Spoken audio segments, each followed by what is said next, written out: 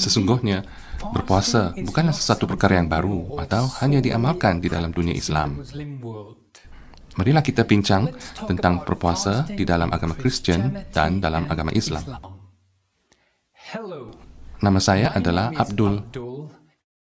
Hari ini, apabila kita membaca tentang puasa, seringkali ia di dalam konteks kesihatan, di mana berpuasa adalah satu cara untuk mengurangkan berat badan dan juga menjadi lebih sehat daripada amalan seperti itu.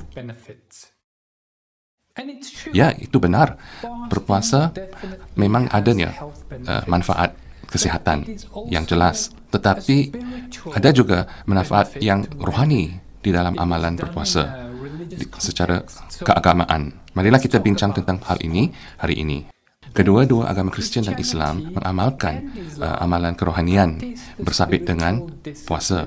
Tetapi seringkali saya juga mendengar orang Muslim berkata bahawa mereka lah mengamalkan satu-satunya praktik ataupun amalan yang betul di dalam bidang dan amalan berpuasa, iaitu secara Islam lah yang betul.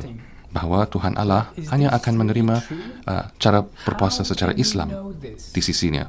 Apakah ini sebenarnya benar sesungguhnya? Bagaimana kita dapat pasti tentang perkara ini?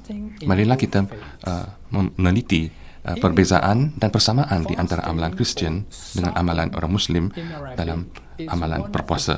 Dalam Islam, berpuasa adalah digelar sebagai saum dan adalah salah satu di antara tiang agama Islam yang sangat penting.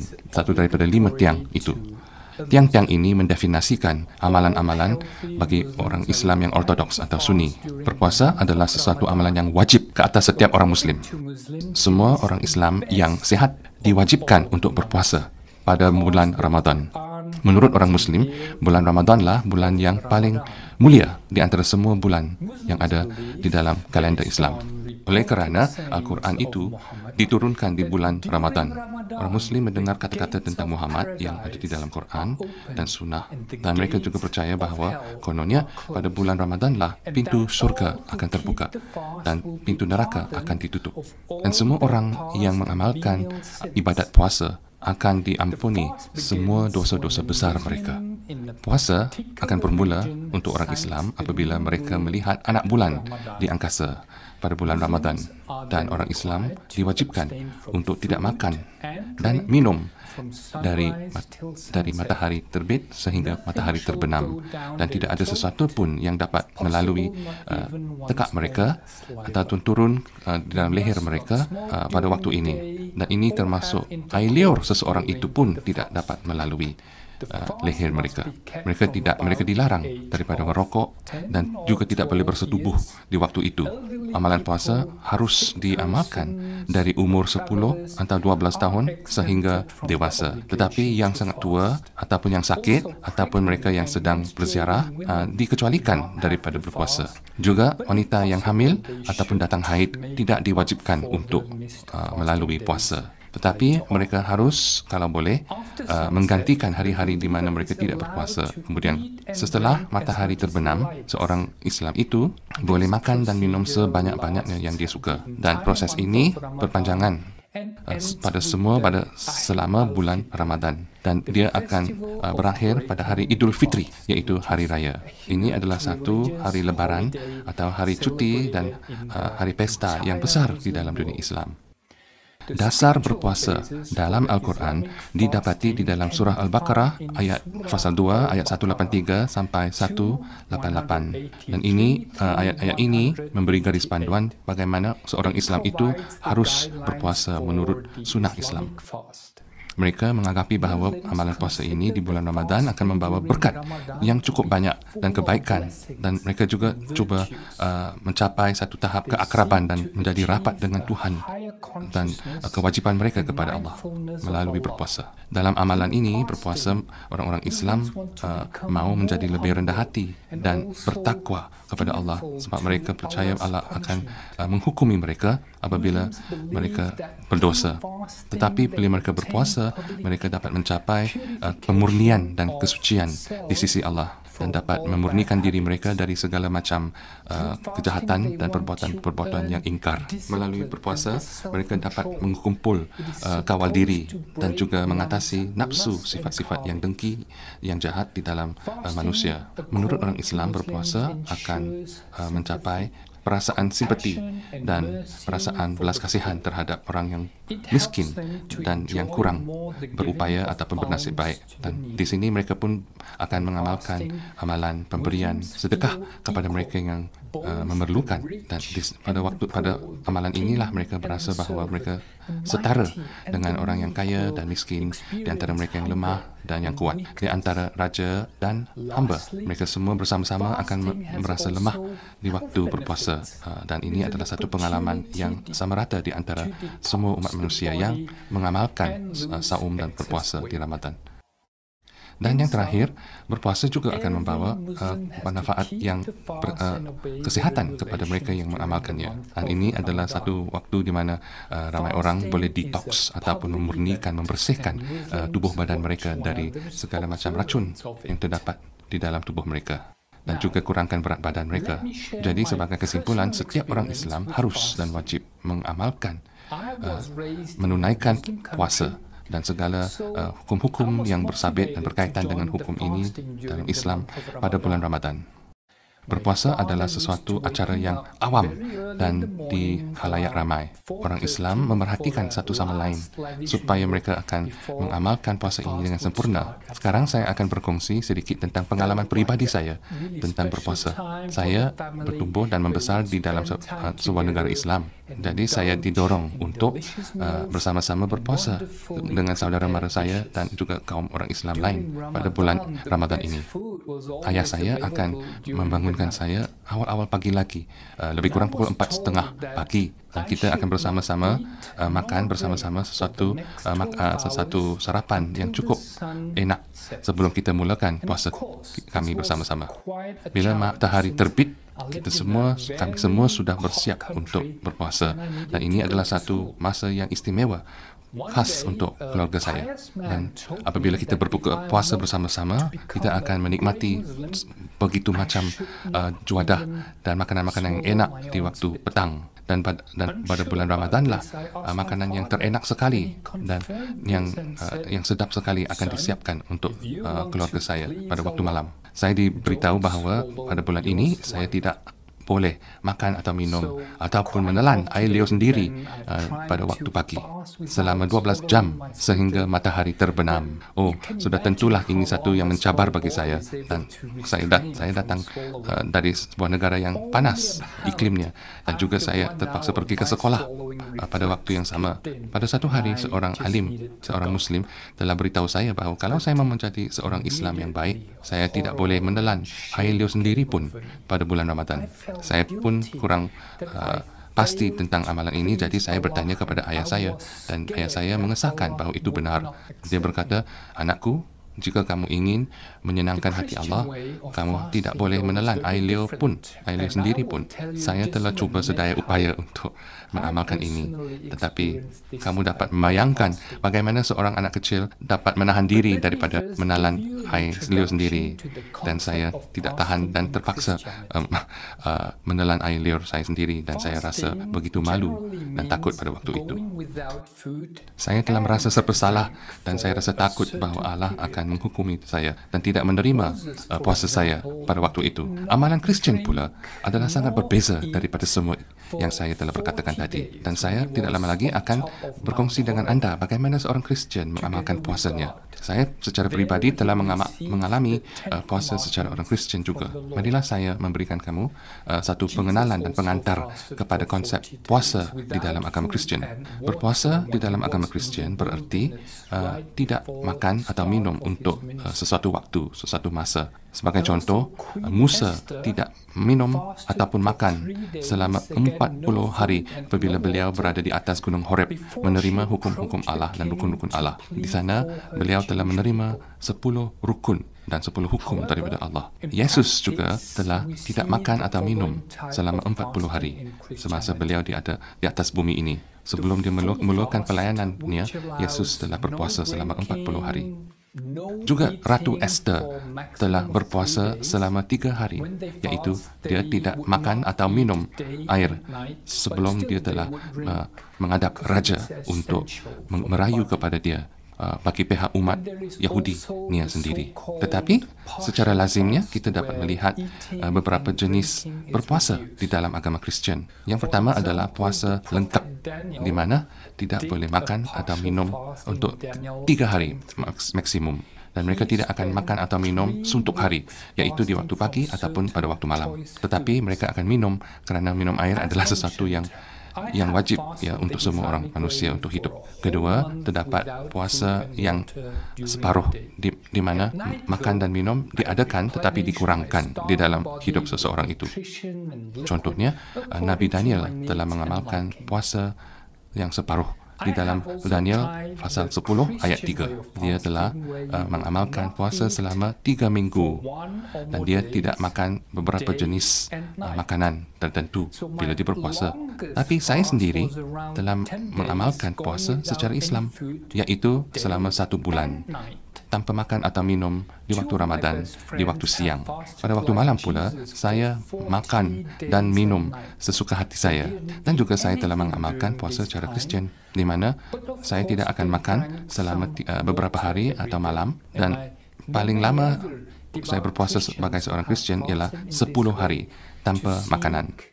Waktu siang dan waktu malam. 2 teman akrab saya telah berpuasa selama 40 hari, sama seperti Yesus Kristus telah berpuasa. Mereka tidak makan di waktu ini, tapi mereka minum air.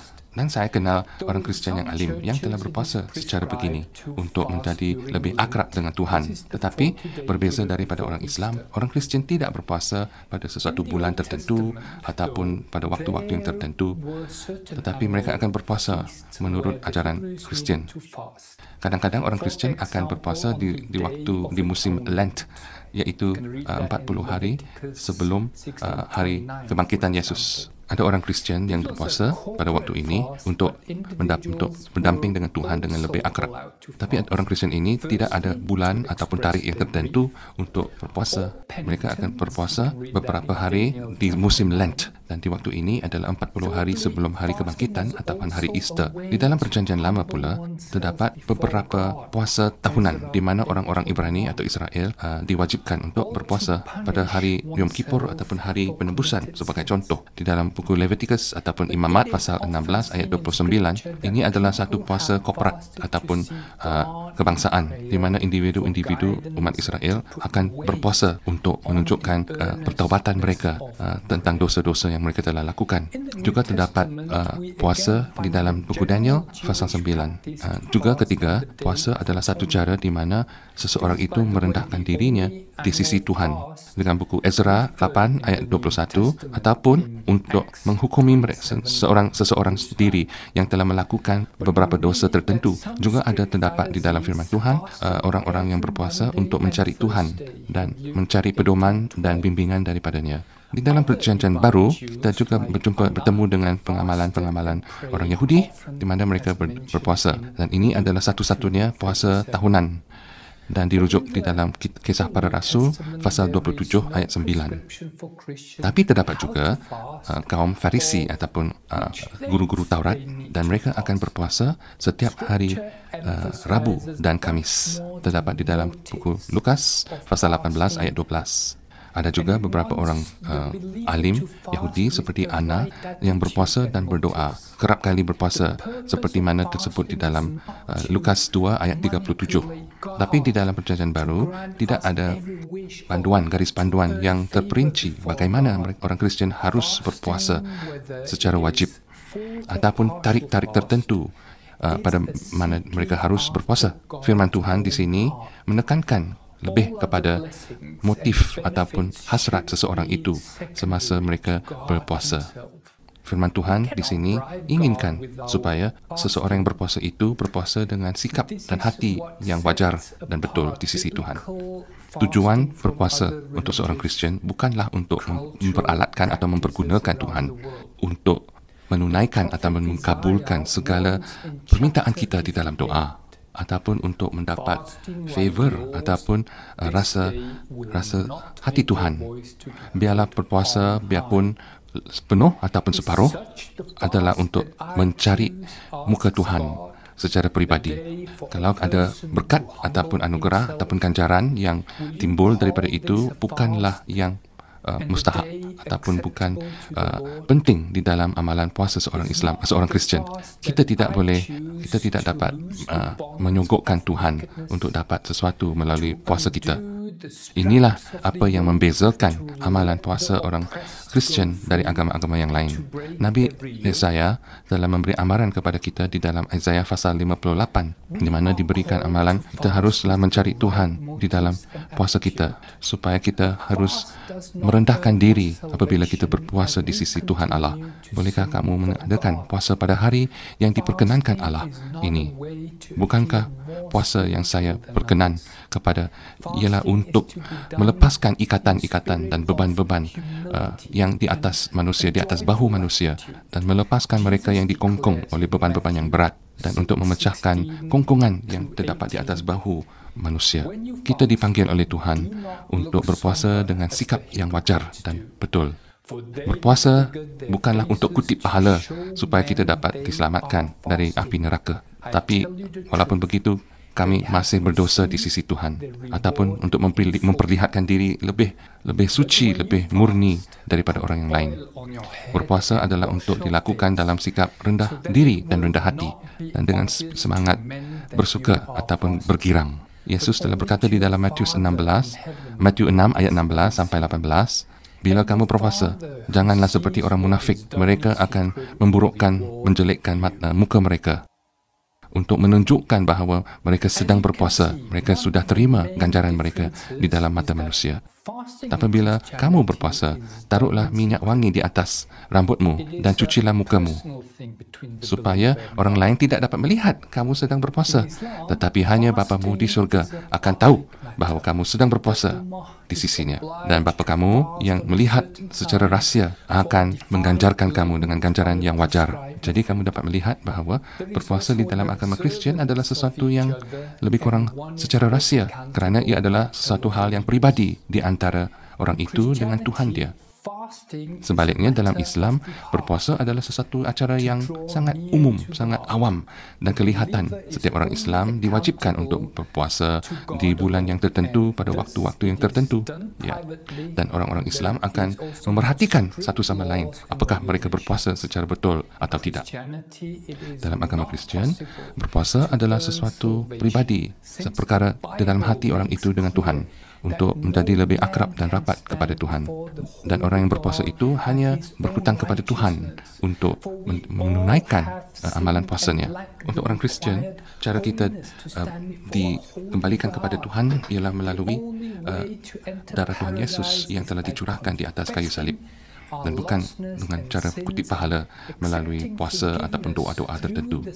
Kerana Yesus atau Isa inilah telah memberikan nyawanya sebagai penebusan bagi ramai orang. Jadi, apakah cara yang betul tentang puasa bagi kamu?